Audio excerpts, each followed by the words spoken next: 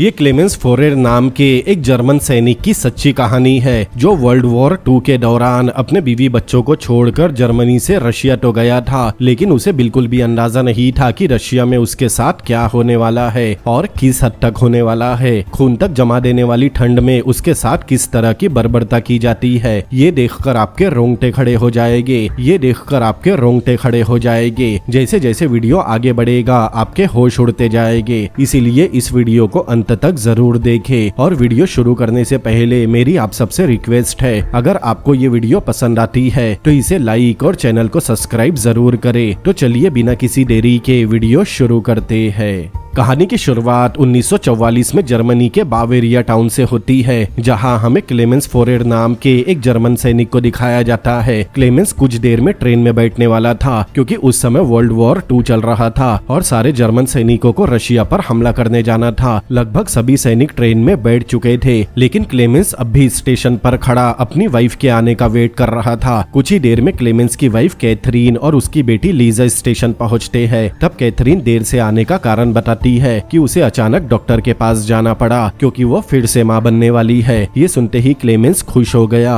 और कैथरीन को गले लगा लिया। तभी स्टेशन मास्टर ने उसे तुरंत ट्रेन में बैठने को कहा, लेकिन जाने से पहले क्लेमेंस ने अपनी बेटी लीजा से वादा किया कि वो हर महीने उसे लेटर लिखेगा। वो अपनी वाइफ कैथरीन से वादा करता है कि वो आने वाला क्रिसमस अपनी फैमिली के साथ बिताएगा। जिसके बाद क्लेमेंस अपनी फैमिली को गुड बाय बोलकर ट्रेन में बैठ गया और यही से क्लेमेंस की ट्रेन एक नर्क की तरफ बढ़ती है। रशिया पहुंचने के कुछ दिनों बाद बाकी जर्मन सैनिकों के साथ क्लेमेंस को भी पकड़ लिया गया और सोवियत यूनियन में घुसपैठ करने के जुर्म में उसे 25 साल कैद में रहने की सजा सुनाई गई। ये सुनकर क्लेमेंस के होश उड़ गए, क्योंकि वो इतने साल अपनी बीवी बच्चों से दूर नहीं रहना चाहता था। आगे क्लेमेंस और बाकी जर्मन सैनिकों को कचरे की तरह भरकर जेल में भेज दिया गया। कड़ाके की ठंड और भूख की वजह से सभी की हालत खराब हो चुकी थी, जिस वजह से हर दिन कुछ सैनिक मारे जा रहे थे। कई हफ्ते ट्रेन से सफर करने के बाद सारे कैदी साइबेरिया पहुंचते हैं, लेकिन वहां से जेल तक की दूरी उन्हें पैदल चलकर तय करनी थी। ये देखकर क्लेमेंस समझ गया कि शायद अब वो दोबारा कभी अपनी फैमिली को नहीं देख पाएगा। कई दिनों की चलाई के बाद सारे कैदी जैसे तैसे प्रिजन कैंप तक पहुंच गए, जहां सभी को लाइन में खड़ा कर दिया गया ताकि वहां के डॉक्टर उन्हें चेक करके उनकी बीमारियां पता कर सके। जिसके बाद सभी कैदियों को शावर रूम में भेज दिया गया और उन्हें नहलाने के बाद सभी की दाढ़ी और बाल काट दिए गए। हद तो तब हो गई जब उन्हें आराम करने की बजाय उसी दिन कोल माइन में काम पर लगा दिया गया। ऐसे ही काफी महीने बीत गए। बेचारी कैथरीन हर हफ्ते पोस्ट ऑफिस जाकर चेक करती है, लेकिन क्लेमेंस का अब तक कोई लेटर नहीं आया था और हर बार कैथरीन के हाथ बस निराशा ही लग रही थी। अब पूरे 2 साल बीत चुके थे। क्लेमेंस अब भी कोल माइन में काम कर रहा था। तभी खुदाई के दौरान एक कैदी के ऊपर कोयले की चट्टान गिर गई। तब क्लेमेंस उसे बचाने के लिए उसके ऊपर से चट्टान को हटाता है, लेकिन तब तक बहुत देर हो चुकी थी। वो कैदी चट्टान के नीचे दबकर मारा गया। उसी दिन क्लेमेंस को माइंस के काम से निकालकर मैकेनिक के तौर पर रखा जाता है। तब वार्डन उसका काम देखकर काफी खुश हुआ, क्योंकि क्लेमेंस को मैकेनिकल वर्क काफी अच्छे से आता था, लेकिन वो अब भी अपने परिवार के बारे में ही सोच रहा था। इसीलिए रात होते ही वो वहाँ से भागने का फैसला करता है और किसी तरह रेलवे ट्रैक तक पहुँच जाता है। जिसके बाद वो रेलवे ट्रॉली में छुप गया और ट्रेन वहाँ से निकल गई। तब क्लेमेंस ये सोचकर खुश होने लगा कि शायद अब वो अपने परिवार के पास पहुँच जाएगा।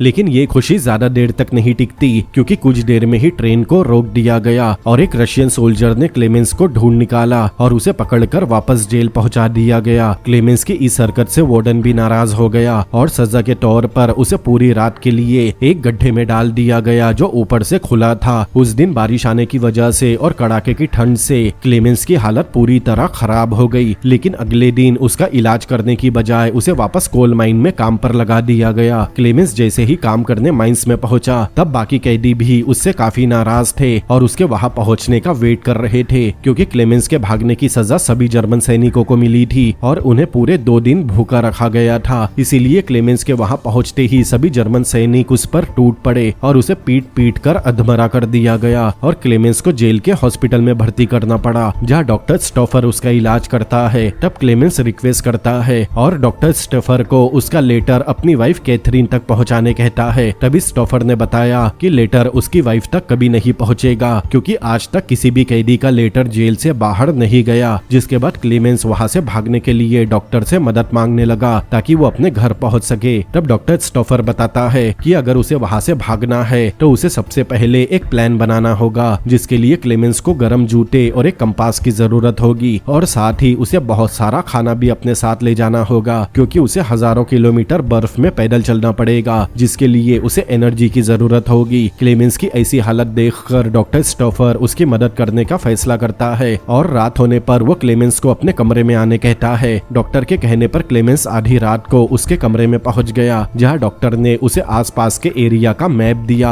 और बताया कि उसे अगले विंटर आने तक वेट करना होगा, क्योंकि सर्दियों में वहां की नदियां जम जाती है। तब क्लेमेंस उन नदियों को आसानी से पार करके आगे बढ़ सकता है। तभी अचानक डॉक्टर के दरवाजे पर कोई नॉक करता है, जिससे डॉक्टर और क्लेमेंस दोनों ही घबरा गए। जिसके बाद डॉक्टर ने क्लेमेंस को बाथरूम में छुपा दिया। तभी हम वार्डन को देखते हैं, जो डॉक्टर का कमरा चेक करने आया था। कुछ देर बाद वार्डन वहां से चला गया, जिसके बाद डॉक्टर स्टॉफर क्लेमेंस को अपने बूट और गर्म कपड़े देता है। अब क्लेमेंस ने सोच लिया था कि वो अगले विंटर तक का वेट नहीं कर सकता, इसीलिए वो उसी रात भागने का फैसला करता है, वरना शायद वो वहां से कभी निकल नहीं पाएगा। निकलने से पहले स्टॉफर क्लेमेंस को अपनी गन देता है, जो उसे कैदियों से सेफ्टी के लिए दी गई थी। आगे स्टॉफर एक इम्पोर्टेंट जानकारी देता है और बताता है कि रशियन सोल्जर रेलवे ट्रैक के पास अपना खाना छुपा कर रखते हैं, ताकि वॉर के दौरान वो लोग भूखे न मर जाए। मतलब क्लेमेंस वहां से काफी सारा खाना बटोर सकता है, जो उसे रास्ते में काम आने वाला था। दरअसल कुछ महीनों से डॉक्टर स्टॉफर वहां से भागने की प्लानिंग कर रहा था, क्योंकि उसे भी वहां उसकी मर्जी के खिलाफ रखा गया था। लेकिन 2 महीने पहले डॉक्टर को पता चला कि उसे कैंसर है और वो कभी भी मर सकता है। लेकिन उस बर्फीले रास्ते को पार करने में उसे कई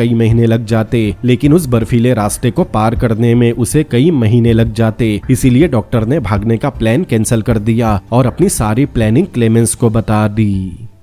आगे डॉक्टर स्टॉफर क्लेमेंस को एक बॉक्स देता है, जिस पर उसके घर का एड्रेस लिखा था। डॉक्टर वो बॉक्स उसकी वाइफ तक पहुंचाने कहता है और साथ ही ये भी बताता है कि डॉक्टर पिछली सर्दियों में मारा गया, ताकि उसकी वाइफ डॉक्टर के वापस लौटने का वेट न करे। सारी तैयारी करने के बाद क्लेमेंस वहां से निकल गया और सीधा रेलवे ट्रैक के पास जाकर खाना बटोरने लगा, जैसा कि उसे डॉक्टर ने बताया था। उधर शाम होते ही वार्डन को क्लेमेंस की स्केप के बारे में पता चल गया और वो समझ गया कि डॉक्टर स्टॉफर ने क्लेमेंस की भागने में मदद की, इसीलिए वो सीधा डॉक्टर के कमरे में जाता है। लेकिन वार्डन के वहां पहुंचने से पहले ही डॉक्टर स्टॉफर ने खुद को खत्म कर लिया था, क्योंकि उसे पता था कि क्लेमेंस के भागने के बाद वार्डन सीधा डॉक्टर के पास आएगा और उसे बुरी तरह टॉर्चर किया जाएगा। इसीलिए डॉक्टर ने खुद ही ये कदम उठा लिया। अगले दिन हम क्लेमेंस को देखते हैं, जो काफी दूर निकल चुका था। तभी उसे कुछ कुत्तों की आवाज आती है और जब उसने पीछे मुड़कर देखा, तब रशियन सोल्जर कुछ कुत्तों के साथ उसकी तरफ तेजी से बढ़ रहे थे। उन्हें देखकर क्लेमेंस भी वहां से भागने लगा, लेकिन कुछ दूर भागने के बाद वो अचानक गिर पड़ा। तब रशियन सोल्जर और उनके कुत्ते काफी करीब आ गए, लेकिन तभी हमें पता चला कि वो सब क्लेमेंस के सपने में हो रहा था। अब रात होने पर भी क्लेमेंस अपना सफर जारी रखता है। तब उसे कुछ पैरों के निशान दिखाई दिए और वो समझ गया कि वो घूम फिर कर फिर से उसी जगह पहुंच रहा है, क्योंकि वो फुटप्रिंट उसी के थे। लेकिन क्लेमेंस हिम्मत नहीं हारता और बर्फीली हवाओं के बीच चलना जारी रखता है और कई दिनों तक चलता ही रहता है। लेकिन एक दिन क्लेमेंस को पता चला कि उसने जितना भी खाना बटोरा था वो सब खत्म हो चुका है। इसीलिए वो ऊपर वाले से प्रे करता है कि वो क्लेमेंस को अपने घर तक पहुंचने में उसकी मदद करे। जिसके बाद क्लेमेंस फिर से चलना शुरू करता है, लेकिन कुछ किलोमीटर चलने के बाद वो बेहोश होकर गिर पड़ा, क्योंकि उसकी पूरी एनर्जी ड्रेन हो गई थी। कुछ देर बाद जब क्लेमेंस की आंख खुली, तब उसे सामने एक बड़ी सी सील मछली नजर आती है। उसे देखकर क्लेमेंस अपनी सारी ताकत बटोरता है और गन निकालकर सील को शूट करता है। लेकिन ठंड ज्यादा होने की वजह से उसके हाथ कांप रहे थे, इसीलिए क्लेमेंस का निशाना चूक गया। वही क्लेमेंस को देखकर सील भी वहां से भागने लगी। सील को भागता देख क्लेमेंस उसके पीछे जाने की कोशिश करने लगा,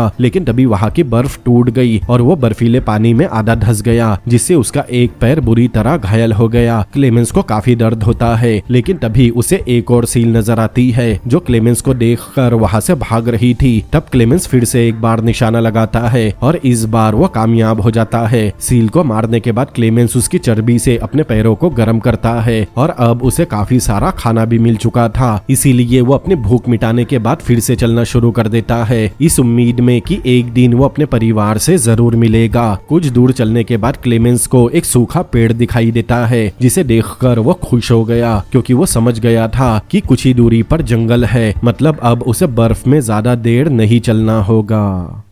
उधर वार्डन को पता चला कि क्लेमेंस इतनी जल्दी हार मानने वालों में से नहीं है और वह किसी तरह कई हजार किलोमीटर के बर्फीले मैदान को भी पार कर सकता है, इसीलिए वार्डन अपने रशियन सैनिकों को 500 किलोमीटर के रेडियस को अच्छी तरह छानने कहता है, लेकिन इतनी ठंड में कोई भी उसे ढूंढ नहीं पाता। क्लेमेंस को प्रिजन से भागकर 2 महीने बीत चुके थे, इसीलिए वार्डन को भी लगने लगा था कि शायद क्लेमेंस अब तक मर चुका होगा। लेकिन तभी हम क्लेमेंस को देखते हैं जो अब जंगल के अंदर था और उसने लकड़ियों से आग जलाकर खुद को गर्म भी कर लिया था। उसी रात क्लेमेंस जब आग जलाकर आराम कर रहा था तभी वहाँ 2 आदमी आते हैं जो खुद को शिकारी बताते हैं, लेकिन वो दोनों जंगल में सोने की तलाश में आए थे। क्लेमेंस को देखकर वो दोनों समझ गए थे कि वो एक जर्मन है, लेकिन वो दोनों आदमी क्लेमेंस की मदद करना चाहते थे, इसीलिए वो दोनों क्लेमेंस को अपने साथ चलने कहते हैं। लेकिन क्लेमेंस किसी पर भरोसा करने की हालत में नहीं था, इसीलिए वो उन दोनों आदमियों के साथ जाने से मना कर देता है और वहाँ से कहीं और चला जाता है। अगले दिन क्लेमेंस चलना शुरू करता है, लेकिन तभी जंगल में बर्फीला तूफान आ गया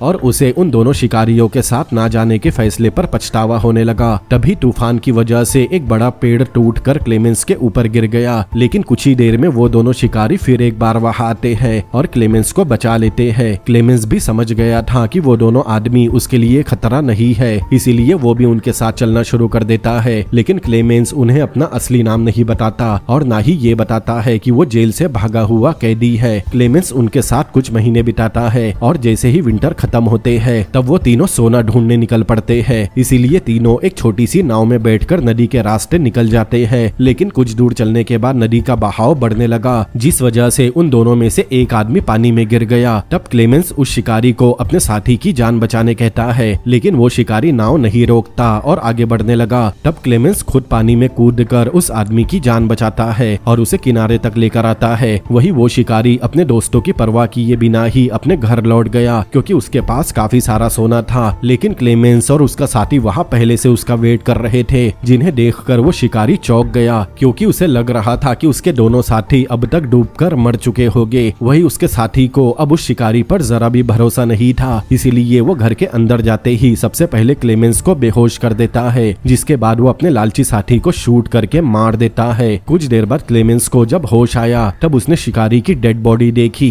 इसीलिए वो उस आदमी से पूछता है कि उसने अपने साथी को क्यों मारा, जिस पर वो आदमी बताता है कि उसका दोस्त बहुत लालची था और अगर वो उसे नहीं मारता तो शायद वो शिकारी उन दोनों का खेल खत्म कर देता और सारा सोना लेकर भाग जाता। कुछ महीने क्लेमेंस उस आदमी के साथ ही बिताता है और विंटर आने पर दोनों वहाँ से निकल जाते हैं। लेकिन कुछ दिन बर्फ में चलने के बाद आदमी हिम्मत हार गया और कहने लगा कि अब वो ज्यादा नहीं चल सकता। तब क्लेमेंस कहता है कि वो कुछ देर उसका बैग लेकर चलेगा ताकि उस आदमी को थोड़ी राहत मिल सके, लेकिन उस आदमी को लगता है कि क्लेमेंस भी उसका सोना चुराना चाहता है, इसीलिए उसने क्लेमेंस को धक्का दे दिया और क्लेमेंस बर्फ में फिसलता हुआ काफी दूर जा गिरा। तभी वहाँ काफी सारे भूखे भेड़िए भी पहुँच गए जो क्लेमेंस को अपना शिकार बनाना चाहते थे, लेकिन मौका देखकर क्लेमेंस एक पेड़ पर चढ़ गया, लेकिन एक भेड़िया उसके कपड़े पकड़कर नीचे खींच लेता है और बेचारा क्लेमेंस उन भेड़ियों के बीच गिर जाता है। अब क्लेमेंस समझ गया था कि उसका खेल खत्म हो गया। तभी उसे गन शॉट की आवाज आती है, जिसे सुनने के बाद क्लेमेंस बेहोश हो जाता है। कुछ देर बाद जब क्लेमेंस को होश आया तब उसने 2 आदमियों को देखा जिन्होंने उन भेड़ियों से उसकी जान बचाई थी। वो दोनों आदमी वहाँ की एक बर्फीली ट्राइब से थे। वो लोग क्लेमेंस को अपने साथ अपने ट्राइब में ले जाते हैं, जिसके बाद ट्राइब की कुछ जानकार औरतें क्लेमेंस का इलाज करती है और उस पर कुछ हीलिंग रिचुअल किए जाते हैं। अगले दिन क्लेमेंस को फिर से होश आता है। अब वो पूरी तरह ठीक हो चुका था, लेकिन आँख खुलने पर उसे कुछ समझ नहीं आ रहा था कि वो इस समय कहाँ है। ट्राइब्स के लोग क्लेमेंस की कुछ दिन देखभाल करते हैं। तब वहाँ की एक लड़की को क्लेमेंस से प्यार हो गया। वही दूसरी तरफ वार्डन अब भी क्लेमेंस की तलाश कर रहा था और एक दिन उसे पता चला कि पुलिस को एक आदमी मिला है जो एक जर्मन के बारे में जानता है। ये वही आदमी था जो क्लेमेंस के साथ निकला था, लेकिन रास्ते में उसने क्लेमेंस को भेड़ियों के बीच धक्का दे दिया था। वार्डन पुलिस स्टेशन उस आदमी से मिलने जाता है और उस आदमी से मिलने उसके सेल में जाता है, लेकिन तब तक वो आदमी मर चुका था। दरअसल उस आदमी ने क्लेमेंस के साथ जो किया था उसके लिए वो काफी शर्मिंदा था और वो आगे क्लेमेंस को फंसाना नहीं चाहता था, इसीलिए उसने पुलिस स्टेशन में खुद को खत्म कर लिया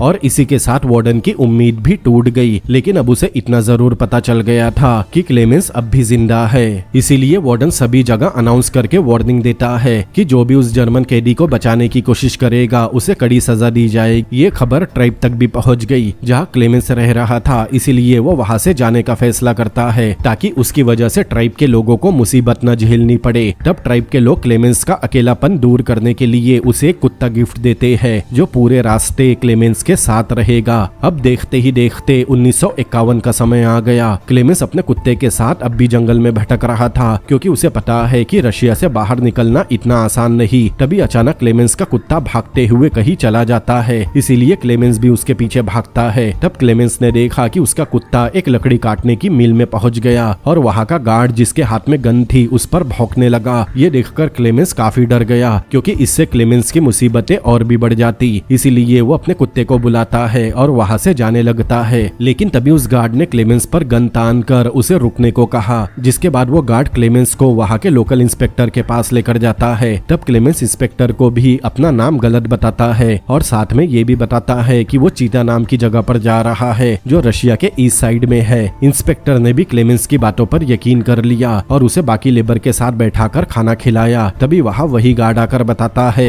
कि क्लेमेंस बहुत लकी है क्योंकि उस दिन वहाँ एक ट्रेन आने वाली है जो सीधा चीता सिटी जाती है। क्लेमेंस उससे सीधा अपनी मंजिल तक पहुँच जाएगा। कुछ देर बाद क्लेमेंस और उसका कुत्ता उस ट्रेन में चढ़ गए। तब क्लेमेंस काफी खुश होता है क्योंकि उसे लग रहा था कि अब वो बहुत जल्द अपने घर अपने परिवार तक पहुंच जाएगा। लेकिन रात होने पर जैसे ही ट्रेन चीता सिटी पहुंची तब क्लेमेंस ने देखा कि लगभग 15 रशियन सैनिक उसके वहां पहुंचने का वेट कर रहे हैं, इसीलिए ट्रेन रुकते ही क्लेमेंस अपने कुत्ते को ट्रेन से उतारता है और वहां से चोरी छुपे भागने लगता है। लेकिन तभी क्लेमेंस के सामने उसका सबसे बुरा सपना मतलब वार्डन आकर खड़ा हो गया। उसे देखकर क्लेमेंस समझ गया कि उसे चारों तरफ से घेर लिया गया है। लेकिन तभी क्लेमेंस के कुत्ते ने वार्डन पर हमला करके उसे घायल कर दिया और क्लेमेंस को वहां से भागने का मौका मिल गया। लेकिन कुछ दूर भागने के बाद क्लेमेंस को गन शॉट की आवाज आती है और वह समझ गया कि वार्डन ने उसके कुत्ते को शूट कर दिया, जिसका क्लेमेंस को बहुत दुख होता है। लेकिन वो फिर भी वहां से भागता है और जैसे तैसे एक ब्रिज पर चढ़ जाता है। लेकिन तभी रशियन सैनिक उस पर फायरिंग करने लगे। इतने में एक ट्रेन ब्रिज के नीचे से गुजरती है और क्लेमेंस अपनी जान बचाने के लिए ट्रेन पर कूद जाता है। उधर वार्डन ने क्लेमेंस के कुत्ते को तो मार दिया था, लेकिन तब तक कुत्ते ने उसे बुरी तरह घायल कर दिया। वही जैसे तैसे क्लेमेंस ने अपनी जान तो बचा ली थी, लेकिन वो अब भी रशिया में ही था। ऐसे ही कई महीने और निकल जाते हैं और अगला विंटर आ जाता है। वही दूसरी तरफ हम क्लेमेंस की बेटी लीजा को देखते हैं जो अब काफी बड़ी हो गई थी, लेकिन उसे अब भी उम्मीद थी कि उसके पिता एक दिन वापस जरूर आएंगे। आगे कहानी में हम एक ट्रक ड्राइवर को देखते हैं। उसका ट्रक अचानक पंचर हो गया,